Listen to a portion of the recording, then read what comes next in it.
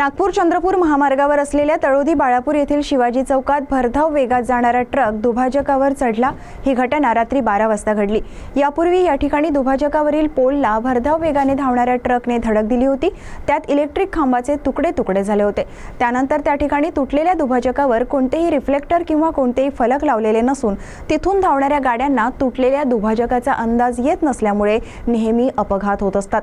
त्यामुळे येथे अपघाताचे प्रमाण दिवसेंदिवस वाढत आहे। राष्ट्रीय महामार्ग झाल्यानंतर प्रवासाला गती मिळाली असली तरी अनेक वळणांवर टी पॉइंटवर वाहन चालकांना अपघातांचा सामना करावा लागतो आहे। या शहरातून सिंदेवाही, मूल, गडचिरोली, पाथरी, चंद्रपूर, राजुरा अशा गावांना हा महामार्ग जातो।